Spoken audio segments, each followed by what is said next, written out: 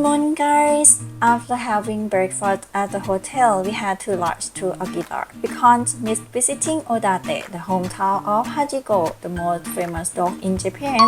For his loyalty, he continued to come to Shibuya Station, waiting for his owner for 8 years.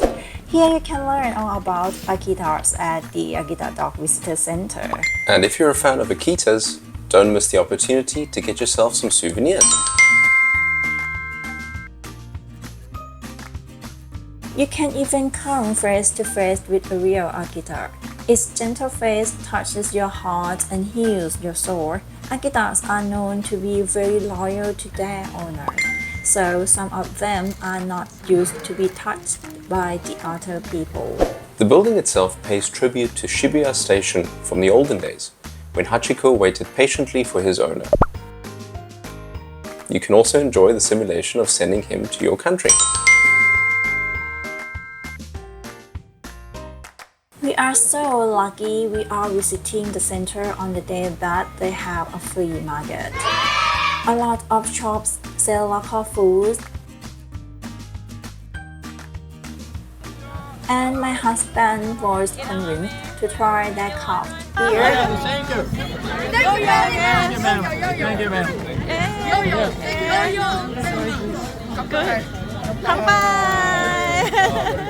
Before leaving, smiling from ear to ear.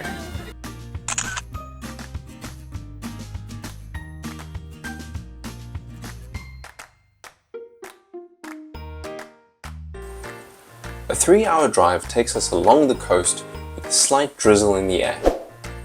The view is beautiful and the roads extremely quiet. The Namahage Museum showcases the rich tradition and folklore behind the Namahage festival and its costuming. An English guide is also available to make the experience extra immersive. For the people of Ogre, Namahage are a deity that visit at New Year's to warn against laziness and bring good fortune and health. Included is a room that showcases handcrafted Namahage costumes from 60 districts around Oga, each with its own style and interpretation of the great mountain ogres. There is also a short documentary showing the Namahage interacting with families, scaring the children and giving blessings.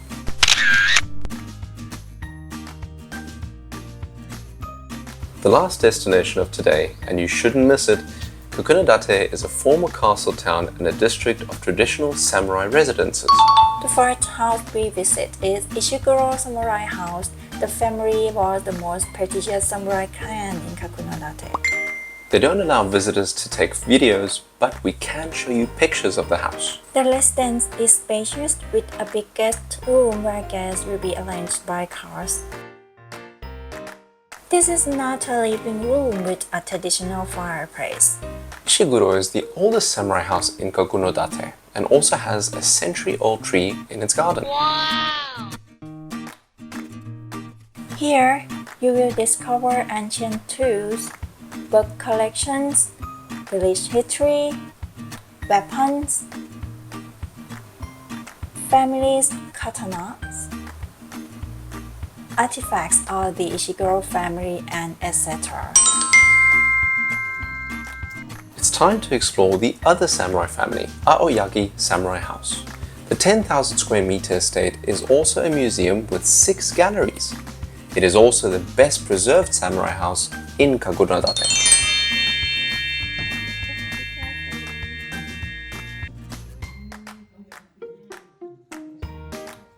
The main building houses several samurai armors and weapons.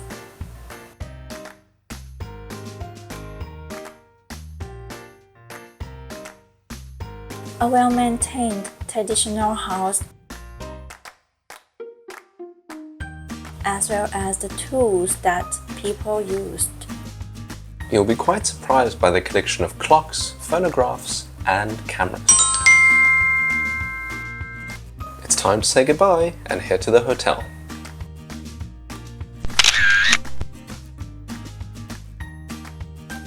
Our accommodation for the night is conveniently located right next to the train station. While not the biggest room, it's well laid out and has all the amenities we could ask for.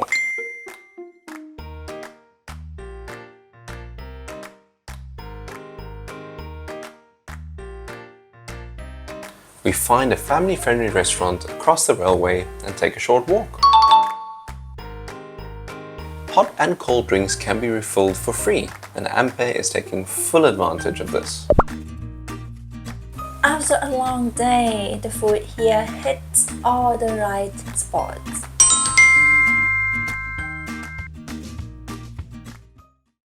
Eight hours later. After having breakfast at the hotel, we are now traveling on the train from Kakunodate Station.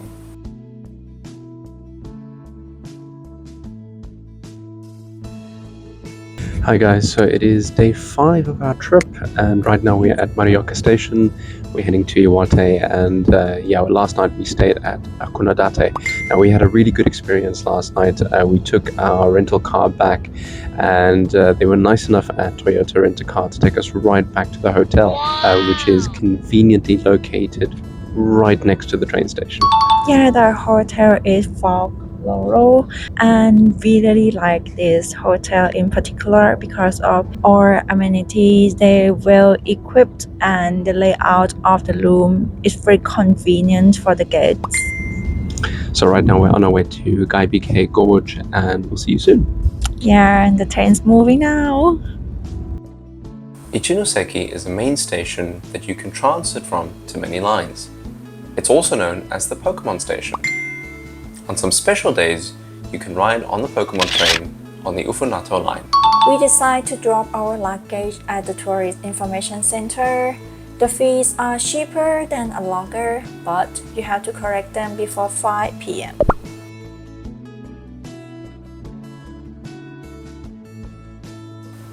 Let's have a small lunch before boarding the next train.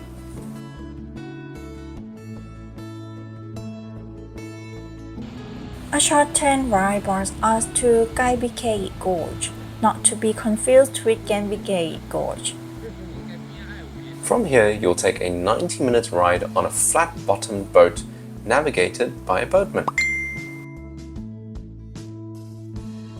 We're greeted by a little bit of rain, but fortunately, it doesn't last long. The boatmen are prepared with raised canopies.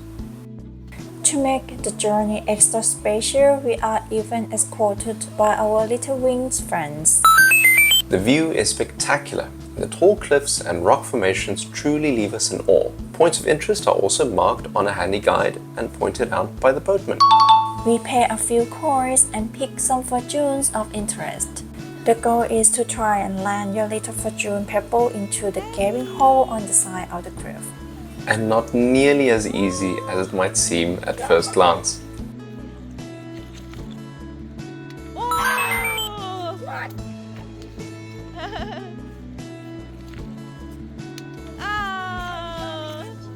Well, one out of three is better than none.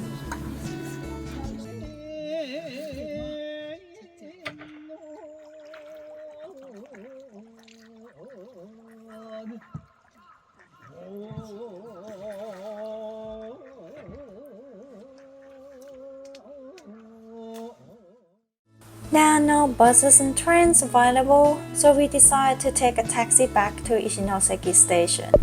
Just as a side note, in Japan, a red light means a taxi is vacant. While the trip was great, we wouldn't recommend doing this often, as traveling by taxi is quite pricey in Japan.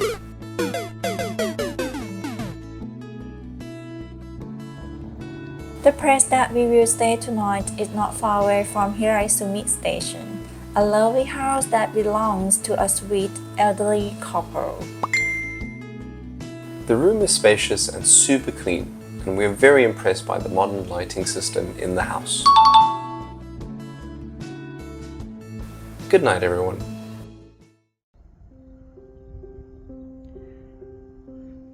After a scrumptious breakfast prepared by our gracious host, we set off on foot across town towards the first of two temples, We didn't have much time, so we really had to set a quick pace. Our 20-minute walk brought us to the foot of the hill leading to Chusonji Temple. On the way up, we ran into several shrines, and it is customary to pray at each before you reach the main temple.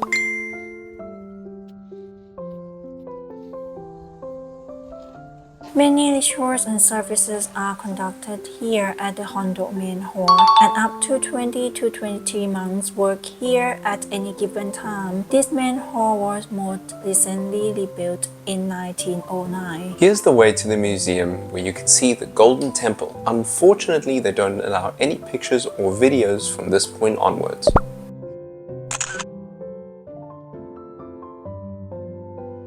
Motsuji Temple is a Buddhist temple of the Tendai sect.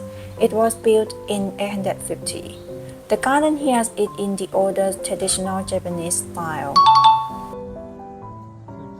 The main Buddha here is the healing Buddha, Yakushi Nyorai.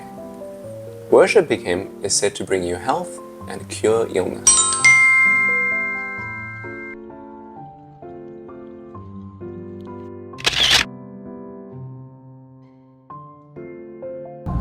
Morning guys, so second to last day and wow, so yesterday we stayed at a small homestay in Hiraizumi. It was owned by an elderly couple and they were so sweet. The homestay itself was beautiful, it was really peaceful, and Hiraizumi itself is a World UNESCO Heritage Town, and really it is such a treat. The weather was beautiful, the town itself is so clean, so peaceful, it really was a treat.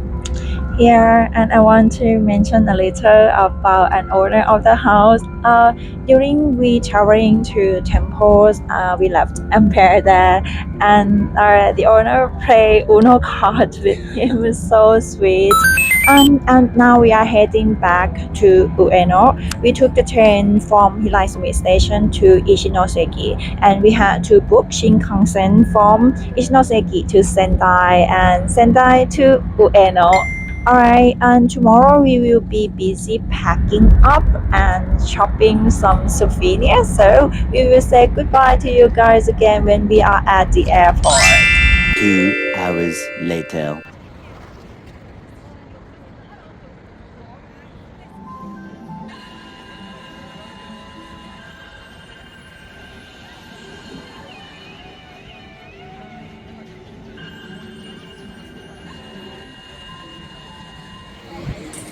Arriving in Shinjuku, we head towards Hotel Gasly. On the 8th floor, you find sculptures of Godzilla as well as posters from all the Godzilla movies made in Japan. Outside on the terrace, you'll come face to face with a 12-meter tall Godzilla head peering over the building at the visitors to Shinjuku. Perhaps you can snap a picture with him before he snaps at you.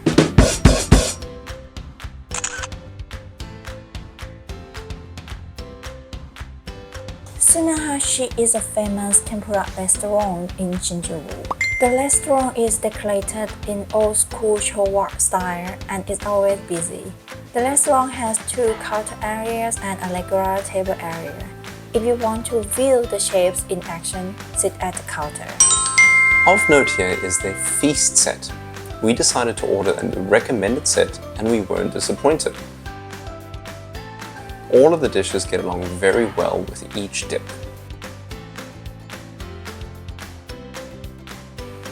Let's say goodbye with this tempura ice cream.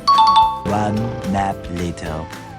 We have a few hours before heading to the airport, so let's take a stroll in the nearby park.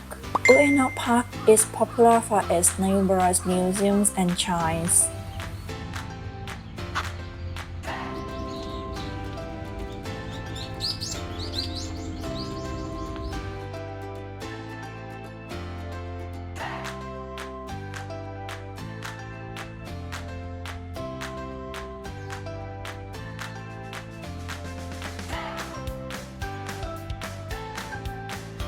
One such shrine is the Toshugo Shrine, built in 1616.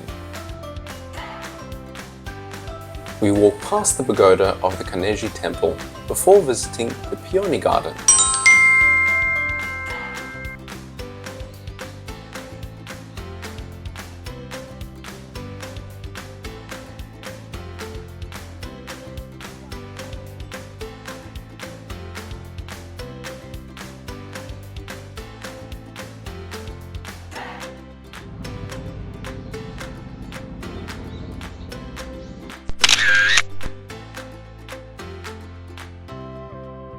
2 hours later. Hey guys, so last day and we're now at Solar Cafe. We finally managed to track it down at Narita Airport for some creamier ice cream and boy are we happy. Right, and we flying back with Air Asia. Luckily, we did the check-in online, so we could skip a very long queue just to get our baggage dropped. So we are flying soon. We're going to have some lunch. Don't forget to like, subscribe if you like the content. We'll see you on the next trip. And if you have any questions, post in the comments and we'll sure to answer them. Till next time. Thank you for watching.